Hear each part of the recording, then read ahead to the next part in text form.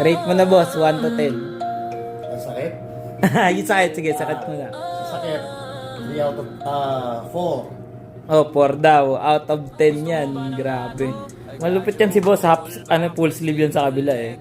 Tapos, yung boss, yung quality naman. Rate mo din. 1 to 10. Quality, ito, 10 times 10. 10 times 10. Hello. Kahit misis ko nagustuhan. Yun o. Ngayong araw, isang murang tattoo na naman ang ibibigay natin para sa Bulakenyong negosyante, madiskarte na dinayo pa natin ng tattoo home service dito sa Santa Maria, Bulacan, ang syudad kung saan limpak-limpak ang chicharon na pwede mong isawsaw sa suka para mas lalo mo pa manamnam ang linamnam ng sobrang lutong sa bawat kagat na chicharon na pinagmamalaki naman talaga nila. Nabibili nga ako mamaya bago umuwi kasi tinuro sa akin ni boss yung malapit daw dun sa may simbahan, dun sa may paikot dun. Yung sarap na kahit high blood ka, mapapabukas ka pa ng panibagong supot. Yung tipong bawal ka pero magpupumilit. Yung di na pwede pero gagawa ka pa rin ng paraan. Yung sumisikip na nga dibdib mo pero wala pa rin makakapigil sa malulutong mong mga binabalak. Sa dinami-rami ng nakahain, mistulang piyesta ng mga bulaklak. Yung bawat sandaling inuunat mo ang mga kamay mo pagpunta sa mangkok na sausawan na binabara ng bawang at sili na kung minsan ay mayroon pang sibuyas. Pag-unat ng kamay, galing pa sa pagpagpag ng mga daliri sa natirang mga piraso ng naunang piraso na iyong ginata. Sa tuwing maririnig ang ingay na dulot ng kagat, ayun din ang oras na tila ba nawawala ang mga suliranin mo sa buhay. Tumatahimik ang paligid na para bang kinabahan ang daigdig, na para bang mayroon kang anumang natatanging bagay ang gumulo sa daloy ng natural na sistema ng kalikasan. Mga di maipaliwanag na bagay na siyang nagdudulot ng misteryo sa kaisipan ng bawat isa, na nagbibigay ng simbolong tandang pananong na lumulutang sa ibabaw ng ating bunbunan at nagbabadya ng kasagutan. Subalit iyon lamang ay ating malalaman kung patuloy tayong sasangguni, magsusuri sa mga pantas sa talampas na mayroong karunungan lampas langit na abot pati mga bituin na magkakarugtong, bumubuo ng imahe na senyales ng kapalaran ng bawat isa dito sa daigdig. Mayroong masalimuot, mayroon din namang mainam, pero kung saan na tayo napadpad dahil sa chicharong malinamnam. Kaya, anyway, client requested na tatuan ko daw siya ng Japanese concept design, layout, forma, hulma, hugis, wangis, yung mabangis daw sa kanyang lower right kanang braso paikot ng 360 degrees. Yung walang matitirang anggulo na hindi masasakop. Ito ay para daw sa nagbabadyang full sleeve na kanyang pinaplano na siyang magyayari lamang kapag kanyang nagustuhan ng aking gawa.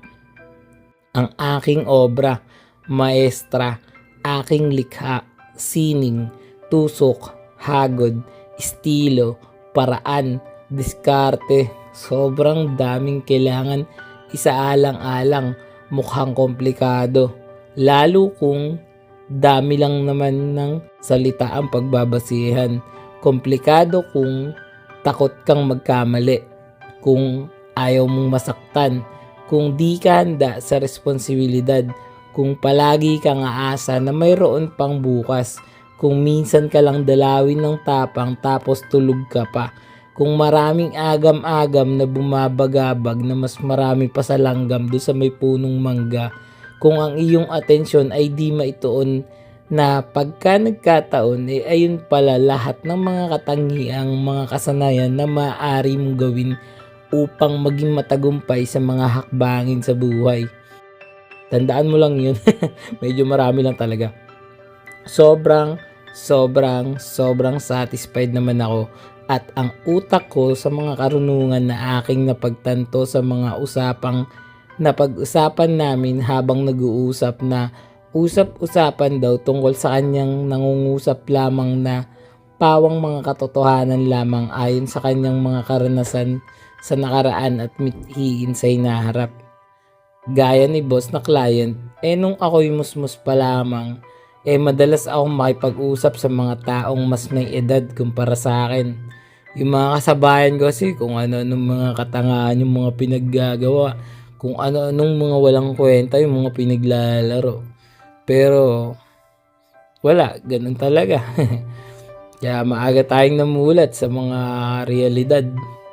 Madalas makinig sa mga kwentong siguradong di ka maiinip dahil sa ito'y siksik sa mga gintong talino na maaaring mapulot.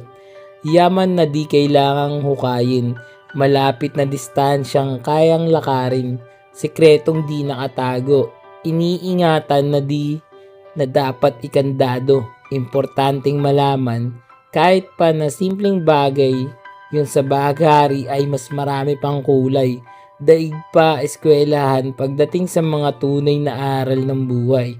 Mga mungkahing nagmula pa sa saling lahi sa dugong nananalaytay, mga pagbabago na bunga ng lahat ng mga paghihirap, pagdurusa, sakripisyo at mga payong na nilikom gamit lamang ang mga patak na pawis na dugo at luha para lang maging isang buo ang puso't isipan na dati ay wasak, ligaw, di mapanatag at walang kinatatakutan na para bang asong nabasa ng ulan, pusang naligaw ng landas, naligaw sa kubaw. Aray. Dahon na natanggal sa may sanga, lugaw na walang sabaw, kanin na hindi naapuyan. Basta yun. Teka, napahaba na naman tong video ko. Para sa mga tropa natin dyan na gusto ng murang tattoo kagaya nito, kontakin nyo na agad ako sa FB page, More Than Vlogs. Text o tawagan ako sa cellphone number ko, 0970-825-0395. Usually, mapapansin nyo, puro mga OFWs yung mga tinatatuan natin, pero nagkataon lang yon, nagtatattoo pa rin tayo ng mga normal na nilalang, mga typical na Pilipino. Ikaw man ay panadero, tindera, tindero, empleyado na masipag, na maagang pumapasok, pero puro naman utang, wala kang problema yan sa akin, guys. Pwede ko kayong tatuan kahit na mga teacher, ng mga nakaraan, mga professionals, police, sundalo, pwede po kayo patatato sa akin, sikreto lang natin. Wala akong pagsasabihan, wag lang po minor kasi kailangan nyo ng basbas ng magulang bago kayo magpatato. Pagdating nyo ng 18, bahala na kayo sa buhay nyo, malaki na kayo, so pwede na kayong lumapit sa akin without your parent consent, without your gift certificate. So ayun, 'di ba? Paano ba 'yan? Tsaka huwag nyo na isipin yung layo ng Baras Rizal. Kung nasa ang probinsya man kayo nakatira, walang problema sa akin yan. Kahit saan pa kayong lupalop ng daigdig, ako ay paparoon at paparito upang mapuntahan ang inyong tahanan na walang pintuan. De, joke lang. So, ayun, ha? Alam nyo na. Paano? Bago matapos ng video, panoorin at alamin muna natin ang tattoo client review. Let's go. Yeah, gusto mo ba ng tattoo? I got you bro. Full back, full sleeves, full leg, let's go. Full front, sa tuhod, sa siko, sa leeg, ulo kahit face ganado. Support local, proud Pinoy artist. Murang tattoo pero maangas, legit. Daw ang pinaghirapan, buyat bawat beat. Baguhan pero may diskarte, hindi cheap. Line, shading, harmony, flow, texture, contrast, light and shadow. Design na malupit, ako bahala sa'yo. Sa studio man o home service, let's roll. Pwedeng umaray pero bawal gumalaw. Precision sa karayom, di ako atras, bawal sumablay. Gusto mo fine lines so bold na bara, ko bahala, wag madala. Check my craft, bawat stroke may puso. Pinagpuyatan kaya siguradong gusto. Support local, proud Pinoy sa tinta. Murang tattoo pero astig ang gawa. Poly, mandala, geometric, malupit, Japanese trad, neo trad, black and gray hit. kahit colored. Kaya kong sabayan, baguhan pero di papatalo sa laban. More than flock, panoorin sa FB. Proof na may grind, hindi chamba, believe me. Reference mo dala, I respect your vision. Pero pag ako nag-layout, may art precision. Tattoo journey ko, bagong wave, bagong buhay. Pero skills ko, steady, di fake, tunay. Kung gusto mo ng kwento sa balat mo nakatahi, ako ang gagawa, ikaw bida lagi. Boss, tapos na yung tattoo natin. Ano masasabi mo? Nice. Maganda. Gustong gusto. Yun. Anong next?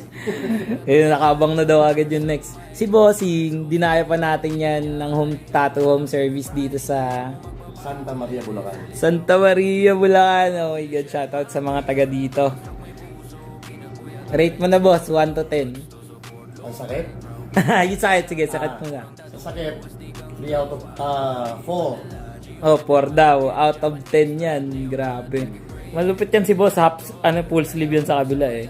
Tapos, yung boss, yung quality naman, rate mo din.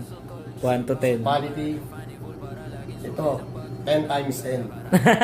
10 times 10. Kahit misis ko nagustuhan. Iyon, no? Alam mo naman si Bossing, sobrang bolero niyan. Tsaka syempre, nakakatuwa yung mga ganyan. Sinusuportahan yung mga kagaya natin. Paano ba yan, boss? Magkikita pa pala tayo, no? May kalahati pa, no? Next project. Oo. Pero ito talaga usapan namin, yung paikot na yan. Tatanungin ko pa dapat si boss kung uulit pa eh, pero meron pa daw eh. Uulit. Di pa titigil yan. Salamat, boss, sa tiwala. Okay. Baguhan pero di papatalo sa laban. Gusto mo ba ng tattoo?